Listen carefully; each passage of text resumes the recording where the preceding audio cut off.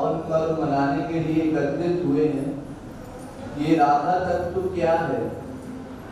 कई लोग आप में से सोचते होंगे कि या तो ये श्री कृष्ण की पत्नी होंगी या तो इनका वर्णन ऐसे ही संत महात्माओं ने कर दिया होगा प्रेम प्रसंग ठाकुर जी का प्रकट करने के लिए।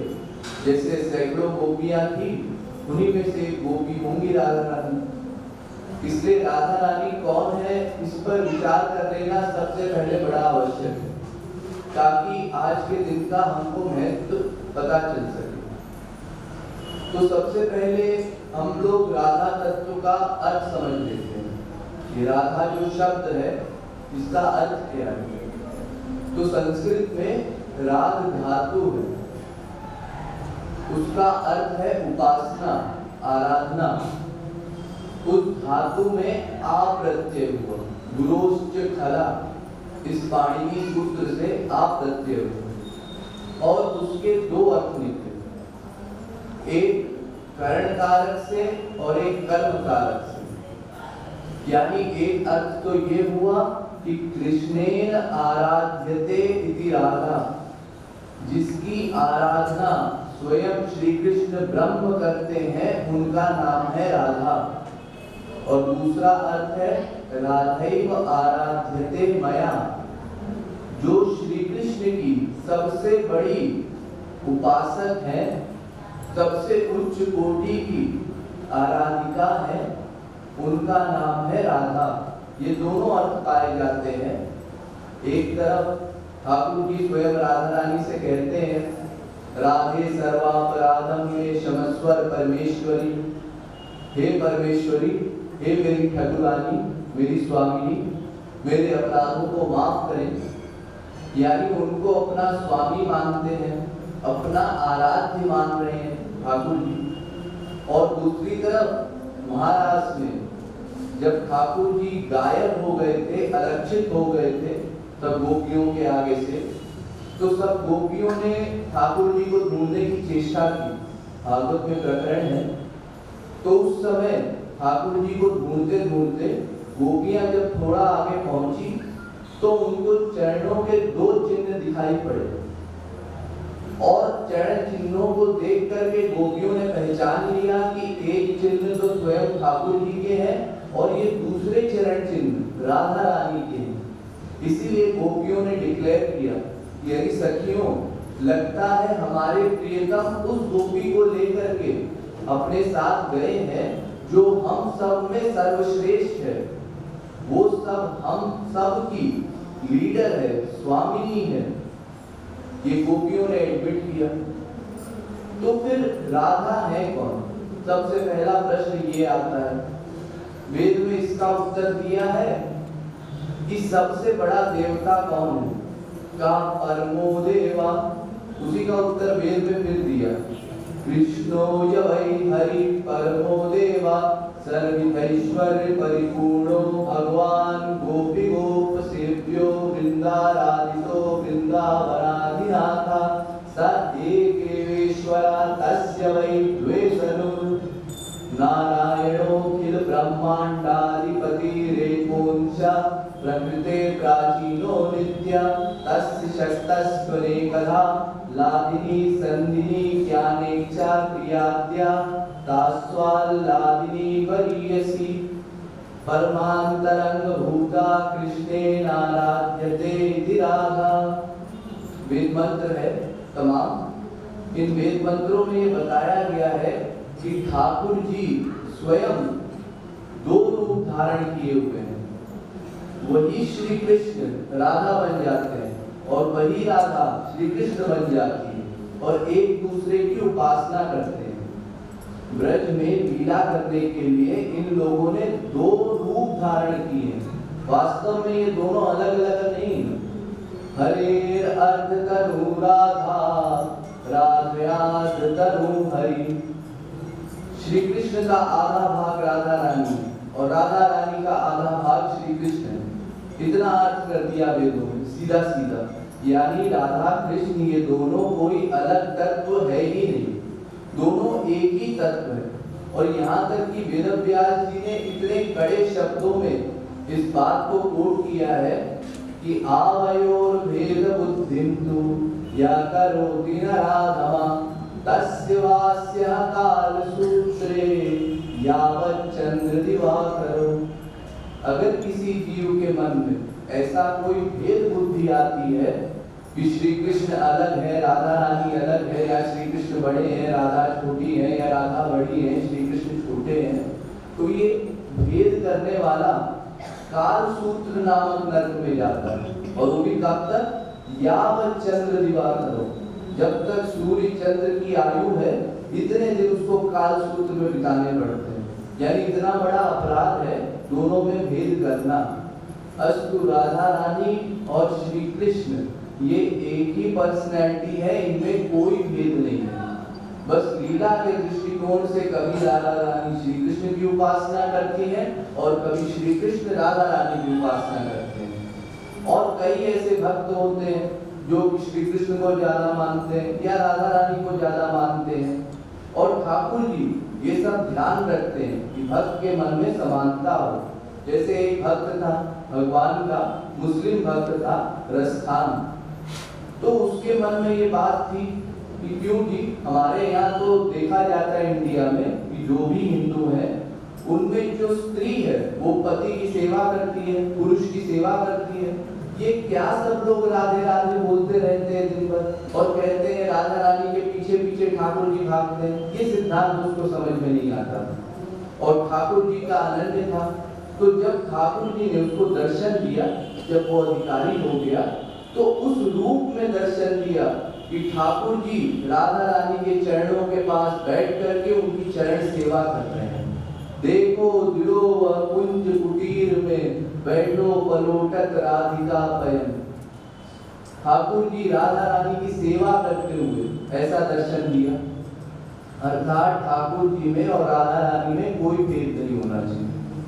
आज जिस पद की व्याख्या मैं करने जा रहा हूँ वो पद भी यही कहता है कि कीर्ति के घर में जिस पर्सनैलिटी का अवतरण हुआ है वो परम तत्व है, अंतिम तत्व है, उसके आगे और कोई तत्व है ही नहीं। वेद में फिर प्रश्न किया कि कस्मात् राधिका उपासते, हम सब राधा रानी की उपासना क्यों करते हैं? उसका उत्तर फिर वेद में दिया क्या?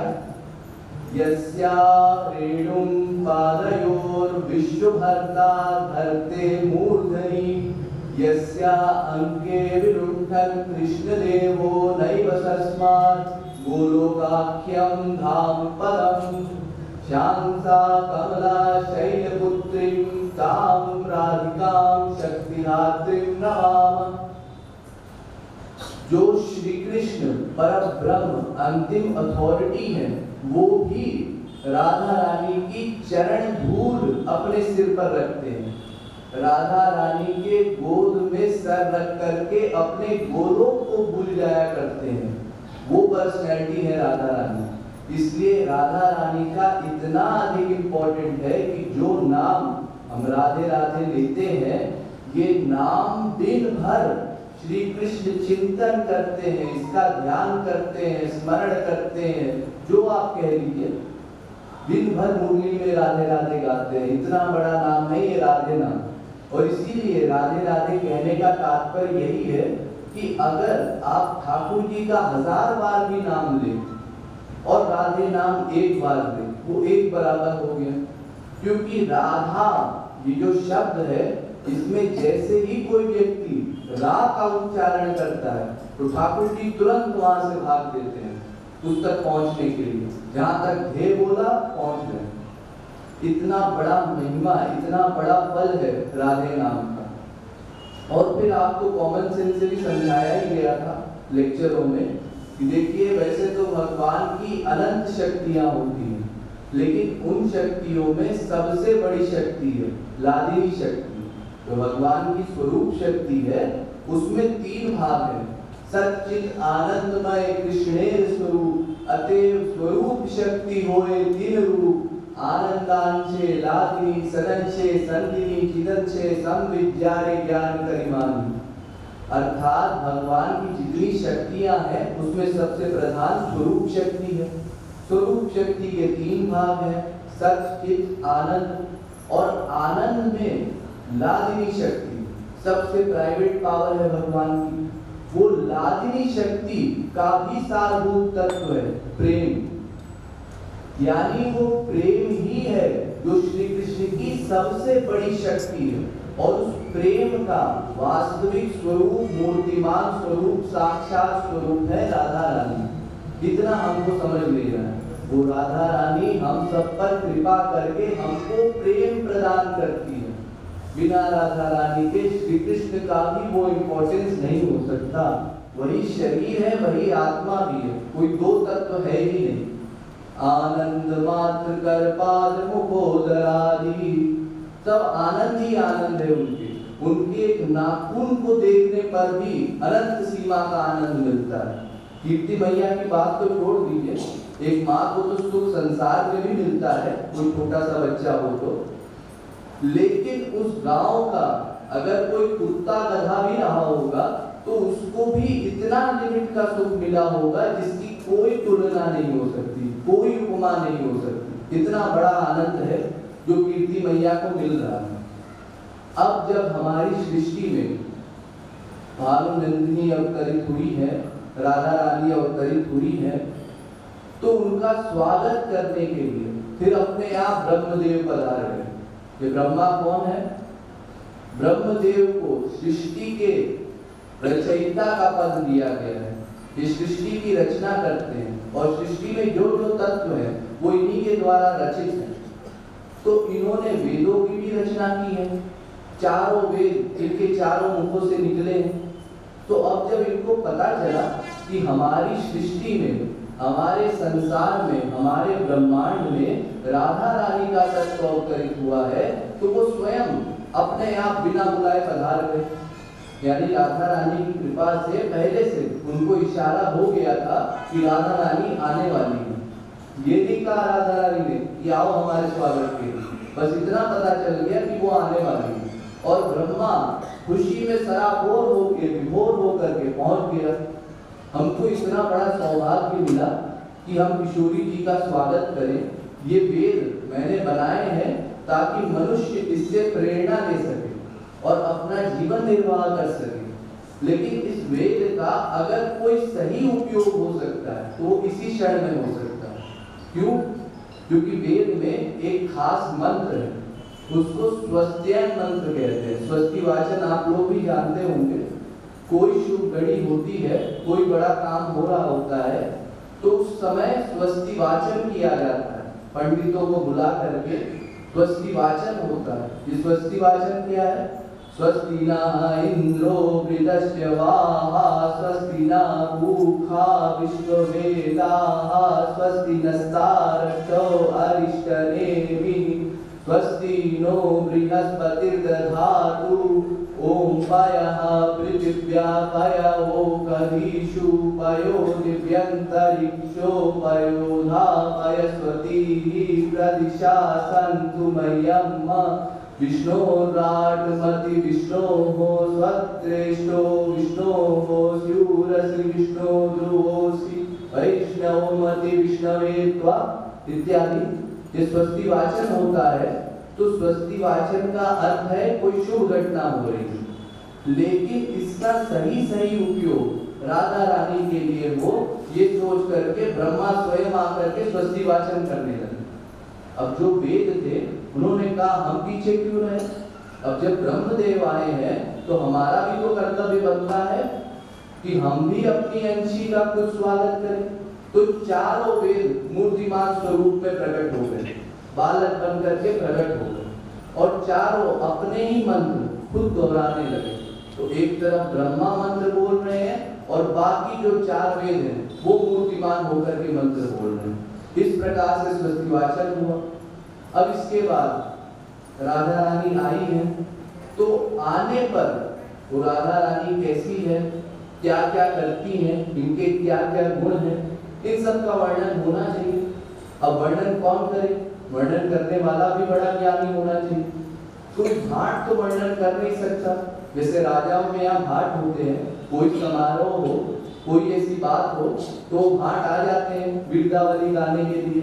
ढोलक बजाते हुए बताते हैं राजा का साम्राज्य इतना बड़ा है, इतने लोग हैं, ऐसे ऐसे ये हुआ, साम्राज्य ऐसे ऐसे आगे बढ़ा।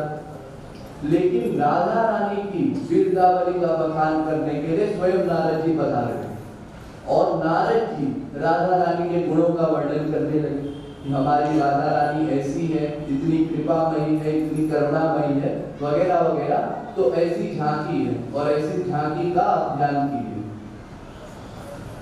प्रकटी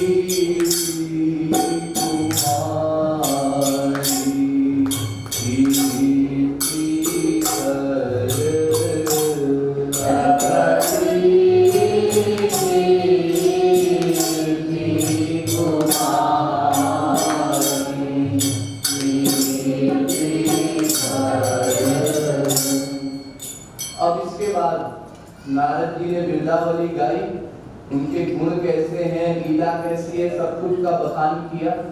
और इसके बाद जब जन्मोत्सव होता है तो उस उत्सव में नाच गाना भी होता है। तो अब नाचने के लिए कौन सी पर्सनैलिटी आए? हमारे संसार में लोग बढ़िया नाच लेते हैं, लेकिन उस हैसियत में नहीं है कि राधा रानी के उत्सव में आ सके। फिर इसके बाद स्वर्ग में अप्सराएं होती हैं, देवलोक की, और वो गंधर्व और अप्सरा इतना अच्छा नाचते हैं कि उनकी एक एक मुद्रा को आप देख भी नहीं सकते। यानी उनके हाथों की और पैरों की गति इतनी तीव्र होती है कि आपके आंख की पलक एक बार जैसे बंद होती है खुलती है, इतनी देर में 10-12 मुद्रा हो जाए उनकी। अब हम क्या समझ पाएंगे उनका नृत्य? हमारे बस की बात नहीं है। लेकिन वो गंधर्व और अप्सरा भी उस समय राधा रानी के दर्शन के लिए नहीं आ सकते, इतनी ऊंची पर्सनैलिटी है राधा रानी। तो फिर कौन आएगा? शंकर जी अपने आप स्वयं पधार गए क्यों? उनका एक स्पेशल नृत्य होता है, तांडव नृत्य। ये तांडव क्या है?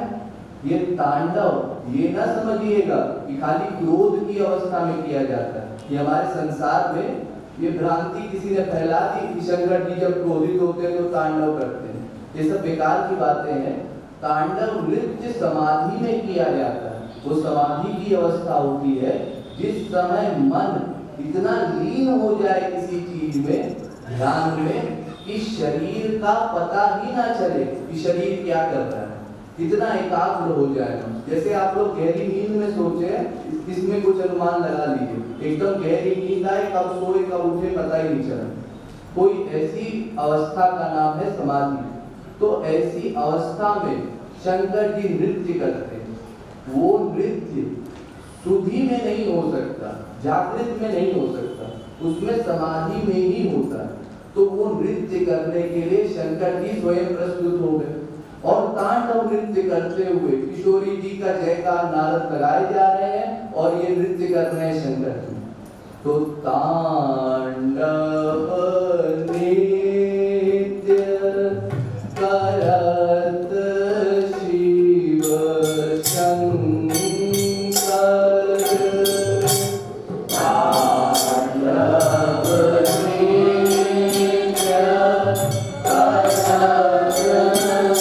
शंकर,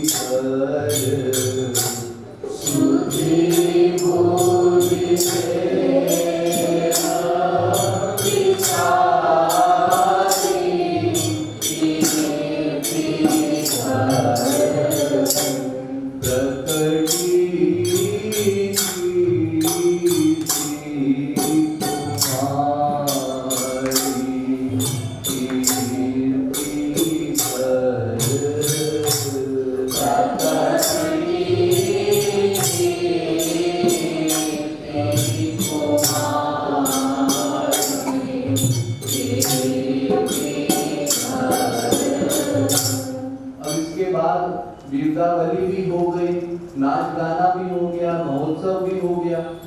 अब इसके बाद राधा रानी की आरती उतारनी है।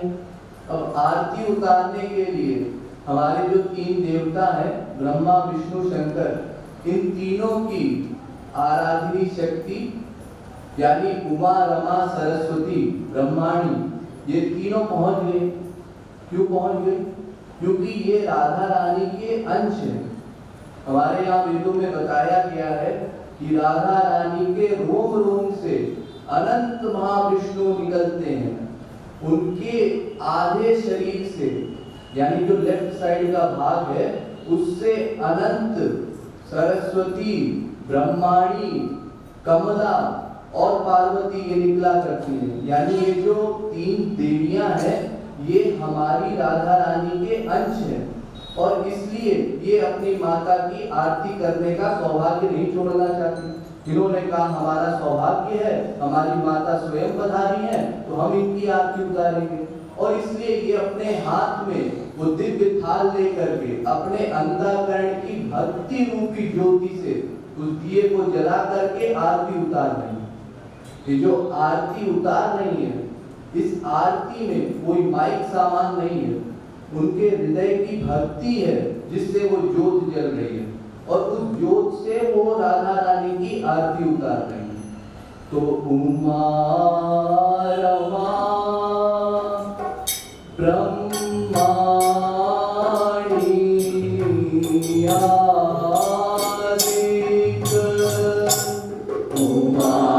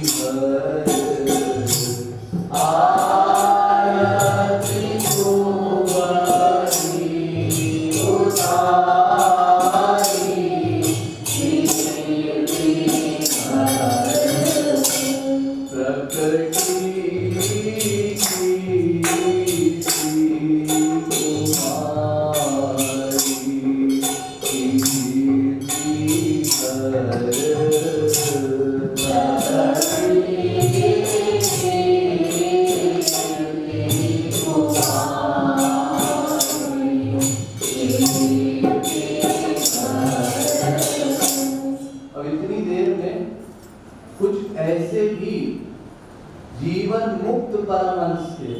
परमहंस का मतलब यत्र हि द्वैत विभवति तत्तरित्रम जिघ्रति तत्तरित्रम पश्यति तत्तरित्रम श्रोणति तत्तरित्रम विवदति तत्तरित्रम मन्वेत् तत्तरित्रम विजानीयात्। अर्थात जो व्यक्ति अपने सिवा ना कुछ देखता हो, ना कुछ सुनता हो, ना कुछ जानता हो, ना कुछ स्पर्श करता है, ना कुछ रस लेता है, सर्वत्र मैं का अनुभव करता है। यानी मेरे अलावा इस संसार में कुछ है ही नहीं, ये संसार भी नहीं है, कुछ नहीं है, सब कुछ जीरो है। यानी आत्मा में जो रमण करता है उस आत्मा का नाम परमहंस। वो परमहंस लोग सौभाग्यशाली परमहंस, क्योंकि उनको कुछ अनुभव तो होता नहीं। उन्होंने अपने अंतःकरण का नाश कर दिया। ये अंतःकरण एक ऐसी चीज है जिससे आप सुख या दुख भोगते हैं। हर व्यक्ति के पास ये अंतःकरण होता है। अब वो परमहंस अपनी योगाग्नि के द्वारा इस अंतःकरण को भस्म कर लेता है। ये सोचता है कि इस अंतःकरण के कारण हम सब पाप करते हैं, सब अपराध करते हैं। भूख इसके कारण अपराध हुआ, कुछ देखे, कुछ सुने, कुछ सूंघे, कुछ स्पर्श करें, यानी ये देखे, ये जो हमारी ज्ञानेंद्रियां है, हमारा अंतःकरण है, जिससे इच्छा उत्पन्न होती है। इस इच्छा को नाश करने के लिए अंतःकरण को फेंक देते हैं, तो फिर अंतःकरण ही नहीं रहेगा, कुछ इच्छा भी उत्पन्न नहीं होती और फिर एकदम शांत। आप लोग भी कभी घर पे गए होंगे, पूरे दिन की थकावट के बाद लगता होगा क्या जिंदगी है हमारी, दिन भर यहाँ भागते वहां भागते, काश कुछ ऐसा हो जाए हमको कुछ अनुभव ही ना हो। बस ज्ञानी का यही हाल है, कुछ अनुभव नहीं चाहता हो, इसलिए अंतःकरण समाप्त कर लेता है, कोई खुशी नहीं मिल सकती उसको। और इसीलिए हमारे महाराज जी कहते हैं कि देखो मनुष्यों, ये अंतःकरण बड़े काम की चीज है, इससे सुख लो, आनंद लो। ये जो संसार में हमको सुख का भ्रम होता है ना, हमको यहाँ खुशी मिलेगी, फिर कुछ देर बाद दुख मिलने लगता है। क्यों? क्योंकि यहाँ सुख है ही नहीं। लेकिन जहाँ सुख है, अगर हमने वहां सुख मानना शुरू कर दिया तो वहां से सुख मिलने लगेगा, और जब सुख मिलेगा तो फिर कोई हो, ज्ञानी हो, वो भी अपने ब्रह्मानंद का त्याग कर देगा। तो ऐसे ही बेचारे कुछ सौभाग्यशाली ज्ञानी जो थे, यानी जीवन मुक्ता अभी पुनर्बंधनम यान्ति कर्म भी, और मुक्ता नाम सिद्धा नाम नारायण परायण सुदुर्लभ प्रशांतात्मा कोटिश्वपि महामुने। किसी संत की कृपा से तो बाई द वे वहां पहुंच गए और देखा ये प्रकाश, ये तो हमारे उसी ब्रह्म स्वरूप परमात्मा का है जिसकी हम योग में ध्यान करते हैं। तो उस प्रकाश को देखते देखते गए। अब वो परमहंस लोग साकार देखना भूल चुके थे, कोई उनको स्पर्श या कोई भी चीज उनको प्रभावित नहीं करती थी। लेकिन जैसे जैसे उस प्रकाश की ओर बढ़ते गए, अचानक से वो प्रकाश मूर्तिमान स्वरूप धारण करने लगा। हाथ पैर सब पूरा राधा रानी का स्वरूप दिखाई देने लगा। वहां और भी लोग हैं, नारद है, ब्रह्मा है, शंकर है, तमाम लोग इकट्ठा है, लेकिन कुछ दिखाई नहीं दे रहा। क्यों? क्योंकि निराकार के उपासक है ना, अंतःकरण तो समाप्त कर लिया था, अब कुछ ना दिखाई देता ना सुनाई देता, कुछ नहीं होता। लेकिन ये कैसा वही लक्षण रस है कि ये परमहंस लोग जिनको कुछ अनुभव नहीं होता था, ये उस रस में खींचे चले जा रहे हैं और आश्चर्य से देखे जा रहे हैं ये क्या हो रहा है मेरे साथ। अरे ये हाल तो जनक का ही हो गया था। जनक ने जब राम को देखा तो भी उनको आश्चर्य हो रहा था। मूर्ति मधुर मनोहर देखी, भय विदेह विदेह विषेखी। यानी वो विदेह थे, कोई फर्क नहीं पड़ता था। एक हाथ यहाँ यज्ञ में जल रहा है, एक हाथ स्त्रियों के ऊपर है और ध्यान ब्रह्म में लगा हुआ है। ये जनक का हाल है। लेकिन जब राम जी को देखा तो देख करके ऐसे आनंद की अनुभूति हुई जैसे संसार में कभी नहीं हुई थी, और संसार में कभी क्या कभी हो भी नहीं सकती थी, क्योंकि विदेह हो चुके थे, कोई अनुभव ही नहीं होता था। लेकिन अचानक से सारे उपकरण फिर से अंदर आ गए। वो दिव्य उपकरण थे, माइक उपकरणों का त्याग किया, लेकिन भगवान की कृपा से वो दिव्य उपकरण मिल गए जिससे भगवान का अनुभव हो सके, क्योंकि इन माइक उपकरणों से भगवान का अनुभव नहीं हो सकता। तो वो ब्रह्म ज्ञानी जब राधा रानी को देखते हैं तो आश्चर्य में ये सोचते हैं, सोचना मन नहीं है लेकिन फिर भी सोच रहे हैं, सोचते हैं कि ये कौन सा रस है। आज तक हमको जो ब्रह्मानंद मिलता था उसका तो लवलेश, इस रस का लवलेश भी उस ब्रह्मानंद के बराबर नहीं है। ब्रह्मानंदो भवेत् एष चेत् परार्ध पुरीकृता, नैति भक्ति सुखां मोदे परमाणु दुरामपि। अर्थात ब्रह्मानंद अगर देखा जाए तो ब्रह्मानंद की हैसियत कितनी है? एक परार्ध यानी एक लिख करके आप उसके आगे 17 जीरो लगाइए, यानी एक शंख, गिनती में एक शंख। ब्रह्मानंद को एक शंख से गुणा कीजिए, फिर भी प्रेमानंद के लवलेश के बराबर भी उसका महत्व नहीं हो सकता। इतना बड़ा है प्रेमानंद। और इसलिए जब वो ज्ञानी प्रेमानंद का अनुभव करता है तो सोचता है ये तो 10 गुना 20 गुना 1000 गुना करोड़ गुना नहीं, अनंत गुना ज्यादा आनंद है। और ये आनंद कैसे मिल गया हमको? हम कैसे अधिकारी बन गए इसके, जिसका अधिकार तो प्राप्त नहीं किया जा सकता। ये भगवान की कृपा से मिलता है, कुछ हमारी साधना और भगवान की कृपा, तब जाके वो प्रेमानंद मिलता है। और वो भी राधा रानी का तत्व सबसे बड़ा तत्व। क्यों? क्योंकि राधा रानी की पर्सनैलिटी उस स्टेज पे है कि एक बार श्री कृष्ण का नाम सुन के उस श्री कृष्ण के ध्यान में इतना लीन हो जाती है कि मूर्छित हो जाती है। वो राधा रानी की अवस्था है। सर्वभावोत्तमोल्लासी माधरोयं परात्परा, और राजते राधिनी सारो राधायामेव यः सदा। मैंने आपको बताया था ना, प्रेम भगवान की सबसे अंतरंगा शक्ति है। अब उस प्रेम में भी तमाम दर्जे होते हैं। ये जो एक शंख से गुणा करके मैंने आपको बताया था, ये तो केवल प्रेम का सिद्धांत था। अब प्रेम के आगे होता है स्नेह, फिर उसके आगे मान, फिर प्रणय, फिर राग, फिर अनुराग, फिर भावावेश और फिर अंतिम महाभाव। महाभाव में कौन है? ये सारी सखियां, अष्टमहासखियां जो हैं, किशोरी जी की जो सखियां हैं वो इस कक्षा में, ठाकुर जी इस कक्षा में और राधा रानी भी इस कक्षा में, लेकिन अलग अलग लेवल पर। क्यों? क्योंकि ये जो महाभाव है इसमें भी दो प्रकार है, रूढ़ महाभाव, अधिरूढ़ महाभाव, और उसमें भी मादन और मोदन, ये दो कक्षा है। तो जो मादन भाव है या मादनाख्य भाव है, ये मादनाख्य भाव केवल राधा रानी में ही स्थित है। ये भाव ठाकुर जी को भी प्राप्त नहीं, यानी जो सबसे ऊंची कक्षा का रस है, जो सबसे ऊंची कक्षा का आनंद है, वो केवल राधा रानी को प्राप्त है। उसके नीचे मोदन, ये ठाकुर जी को प्राप्त है, लेकिन मादन ये उनकी सखियों को भी नहीं प्राप्त है और ठाकुर जी को भी नहीं प्राप्त है। इसीलिए उस रस को पाने के लिए ठाकुर जी राधा रानी की उपासना करते हैं और राधा रानी से प्रेम मांगते हैं।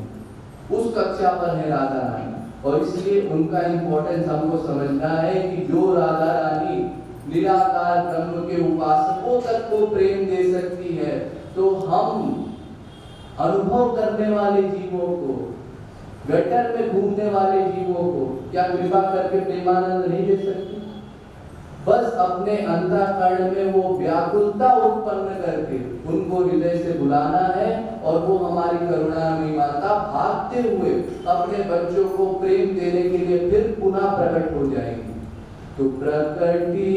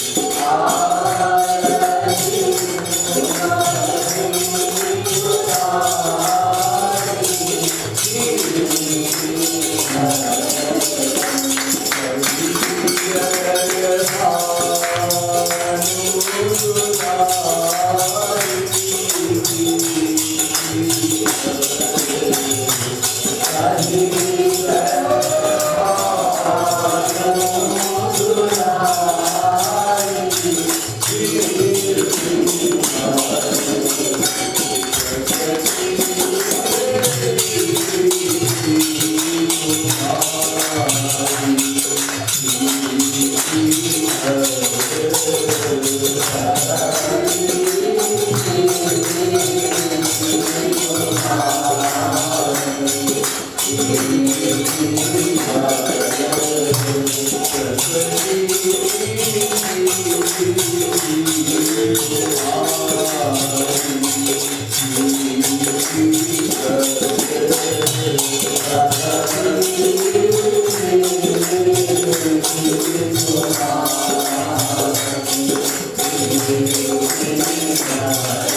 you.